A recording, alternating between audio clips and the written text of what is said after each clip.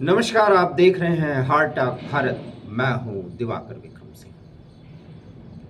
लगभग 3 से 4 दिन के बाद एक बार फिर मैं आपसे एक अहम मुद्दे पर बातचीत करने के लिए उपस्थित हुआ हूं। और बातचीत कुछ ऐसी है जिसमें भारतीय सुरक्षा और भारत के तात्कालिक नहीं बल्कि दीर्घकालिक हितों को नुकसान पहुंचने का अंदेशा है, और इस पर चर्चा बहुत ज़रूरी है।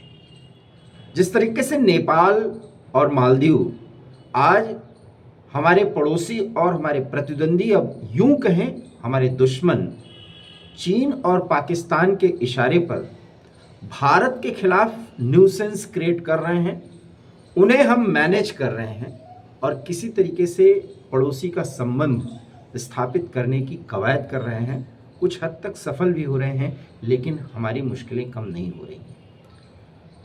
फिलहाल पाकिस्तान के संदर्भ में बात ही नहीं करना, क्योंकि वो हमारा दुश्मन है। उसका जन्म ही भारत विरोध पर हुआ और भारत का विरोध आज भी बदस्तूर जारी है, इस स्थिति में कि उसके पास वास्तव में अपने नागरिकों को 2 जून की रोटी खिलाने तक के भी पैसे नहीं हैं। IMF के रहमो करम पर जिंदा है, लेकिन फिर भी भारत के खिलाफ वो सरगर्म है। बांग्लादेश में जो कुछ भी हुआ पिछले 2-2.5 महीनों के दौरान, उसमें चीन और पाकिस्तान ने क्या कुछ खेल किया है, अब उसके प्रमाण बहुत स्पष्ट तौर पर मिलने लगे हैं। और आगे भारत के लिए बांग्लादेश वैसे ही होगा जैसे नेपाल और मालदीव हमारे लिए मुश्किलें पैदा कर रहे हैं। हम ये बात तर्कों के और तथ्यों के आधार पर आपसे कर रहे हैं।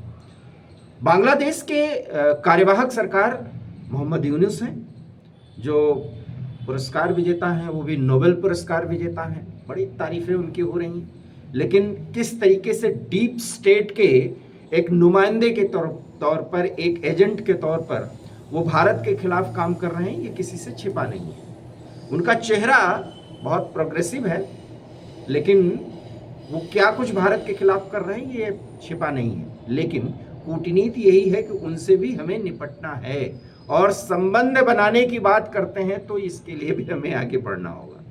लेकिन उनके विदेश मंत्री तौहीद हसन ने जो बयान दिया है, जरा आप समझिए। और इसलिए समझिए क्योंकि जब मैं ये बात कहता हूं कि चीन और पाकिस्तान का खुला हस्तक्षेप रहा हसीना वाजेद की सरकार को ध्वस्त करने और हसीना वाजेद को बांग्लादेश से बाहर निकालने के लिए, तो उसके प्रमाण मिल चुके हैं। तौहीद हसन का बयान है कि अब हमारे लिए पाकिस्तान दुश्मन नहीं रह गया। ये देखिए, वैसे तो कोई भी देश वास्तव में दुश्मन नहीं होता। अगर वो संप्रभु है तो दूसरे देश को वो दुश्मन नहीं मानता, उसके साथ कूटनीतिक संबंध स्थापित करता है। लेकिन पाकिस्तान किस तरीके से बांग्लादेश के लिए मुश्किलें पैदा करता रहा है, बांग्लादेश के उदय से लेकर अब तक, ये किसी से छिपा नहीं है। और हसीना वाजेद की सरकार किस तरीके से भारत के साथ मिलकर के बांग्लादेश की स्थिति को मजबूत बनाना चाह रही थी, ये भी किसी से छिपा नहीं। और इसलिए भारत के साथ उनके संबंध बहुत अच्छे थे, और पाकिस्तान ने यह साबित किया कि वो भारत के एजेंट के तौर पर काम कर रही है। और किस तरीके से वहां पर इस्लामिक चरमपंथी गुट, जमाते इस्लामी जैसे संगठन जिन पर बैन लगा हुआ था, उनका बैन उठा दिया गया, और जमाते इस्लामी अब भारत के साथ संबंधों को लेकर के अपनी टिप्पणियां कर रहा है, और उसकी टिप्पणियों को तरजीह भी दी जा रही। हालांकि वो भारत के साथ संबंध स्थापित करना चाहते हैं, लेकिन जमाते इस्लामी की गतिविधियों को कितना वो महत्वपूर्ण बता रहे हैं बांग्लादेश के लिए, जहां हिंदुओं का कत्लेआम करने की कोशिशें की जा रही हैं, उनको परेशान करने की कोशिश की जा रही है, मंदिर तोड़े जा रहे हैं, महिलाओं बच्चों के साथ बलात्कार हो रहे हैं, दुष्कर्म किए जा रहे हैं, ये सब कुछ हो रहा है और अभी बदस्तूर जारी है। लेकिन फिर भी जमाते इस्लामी आज बांग्लादेश की ज़रूरत बन गई है, और बांग्लादेश नेशनलिस्ट पार्टी इस समय बांग्लादेश में भविष्य के राजनीति का एक आधार बना दी गई है। और वहीं शेख हसीना वाजेद की पार्टी अवामी लीग को पूरी तरीके से वहां पर बैन करने की कोशिश की जा रही है। तो ये सारी स्थितियां किसके इशारे पर हैं? चीन का इशारा और पाकिस्तान का डायरेक्ट हस्तक्षेप। इशारा चीन का है, इसलिए चीन और पाकिस्तान बांग्लादेश को भारत विरोध का एक बड़ा केंद्र बना रहे हैं। तभी उन्होंने कहा कि पाकिस्तान अब हमारे लिए दुश्मन नहीं रह गया। आगे कहते हैं, शेख हसीना वाजेद जो कि निर्वासन की स्थिति में भारत में शरण पाई हुई हैं, भारत सरकार चाहे तो उन्हें वापस लौटाए या न लौटाए, यह भारत सरकार सोचे, लेकिन अगर बांग्लादेश की जरूरत होगी तो बांग्लादेश कूटनीतिक और राजनयिक पहल करेगा शेख हसीना वाजेद को वापस लाने के लिए। सोचिए, भारत पर दबाव बनाने की कितनी बड़ी रणनीति है। भारत क्या करेगा ये एक अलग विषय है। शेख हसीना वाजेद को क्या लौटा देगा? क्या मोहम्मद यूनुस की जो कार्यवाहक सरकार है उसको इतना तरजीह देगा? क्या मोहम्मद यूनुस के नेतृत्व में जो सरकार इस समय भारत के विरोध में प्रकारांतर से काम कर रही है, क्या उसको इसी तरह से तरजीह मिलेगी? ये सब मुद्दे तो बात के हैं, लेकिन उनका क्या प्रयास हो रहा है खास करके भारत को लेकर के, ये तो समझना ही होगा और ये जानना ही होगा। तो पाकिस्तान के प्रति बांग्लादेश की इस सरकार की क्या सोच है? जमाते इस्लामी और पाकिस्तान के कट्टरपंथी संगठनों में किस तरीके से गठजोड़ बढ़ रहा है और इस बढ़ते गठजोड़ में बांग्लादेश के अंदर भारत के विरोध के संदर्भ में क्या कुछ किया जा रहा है।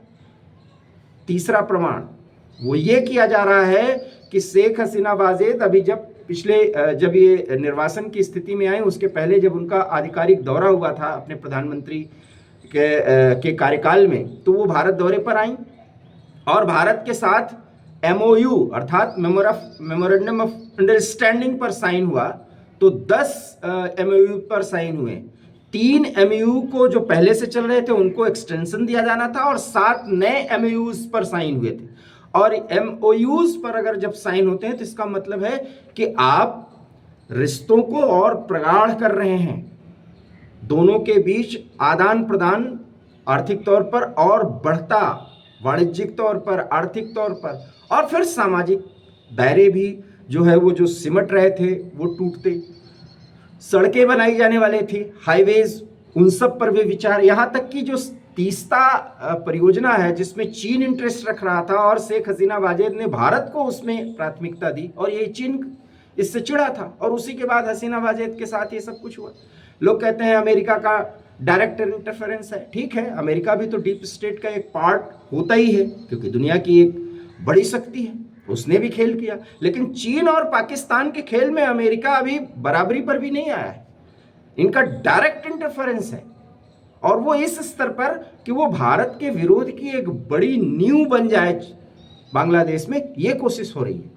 तो MOUs पर जो साइन किए हैं भारत सरकार की तरफ से और पूर्व प्रधानमंत्री शेख हसीना वाजेद की तरफ से, उसको भी फिर से रिव्यू किया जाएगा। ये वहां के विदेश मंत्री तौहीद हसन ने बाकायदा कह दिया है। तो ठीक है, रिव्यू होगा तो होगा। अब ये सारे अगर रिव्यूज होंगे और परियोजनाओं को लेकर के, दोनों के बीच में जो काम चल रहे हैं उसको लेकर के अगर इतने रिव्यू होंगे तो भारत के साथ संबंध कैसे रहेगा ये आप समझ सकते हैं। भारत ऐसे तो अपने पड़ोसी से संबंध खराब नहीं करेगा क्योंकि नेवर्स फर्स्ट की पॉलिसी है पिछले 10 सालों से। लेकिन हमारे पड़ोस में बसे लोग या वो सरकारें या वो संगठन जब जो भारत के विरोधी या यूं कहे दुश्मन पड़ोसी हैं उनके साथ मिलकर के कोई मुहिम चलाएंगे तो वो मुहिम भारत के खिलाफ होगी तो भारत कितने समय तक उसको संभालेगा। इसलिए बांग्लादेश अब एक बड़े सरदर्दी के रूप में भारत के सामने उपस्थित होने जा रहा है।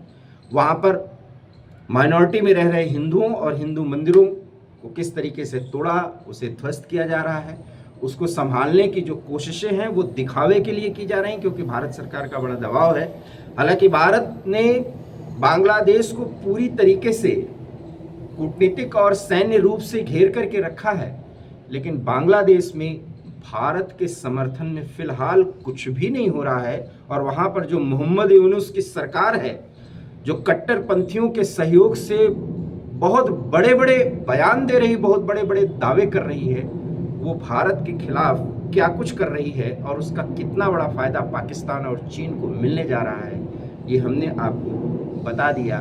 मतलब साफ है, स्पष्ट है कि अब बांग्लादेश भारत का दोस्त नहीं बल्कि सरदर्द पैदा करने वाला एक ऐसा पड़ोसी बनने जा रहा है जो ज़्यादा स्थिति खराब हुई तो पाकिस्तान से भी ज़्यादा खतरनाक स्थिति पैदा कर सकता है, उस स्थिति में अपने को ला सकता है।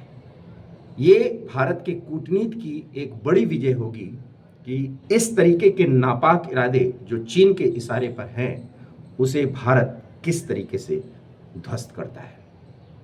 हम आपको जानकारी जरूर देंगे, लेकिन ये जानकारी हमने आपको दी कि बांग्लादेश में भारत विरोधी गतिविधियां अब आधिकारिक तौर पर सरकार के स्तर पर भी प्रभावी तौर पर एक्टिवेट की जा रही है। आप सहमत हैं? नहीं भी सहमत हैं तो विचार करिएगा। वीडियो अच्छा लगे तो इसे लाइक कीजिएगा, शेयर कीजिएगा। हमारे चैनल हार्ट टॉक भारत को सब्सक्राइब कीजिएगा। बहुत बहुत धन्यवाद। नमस्कार।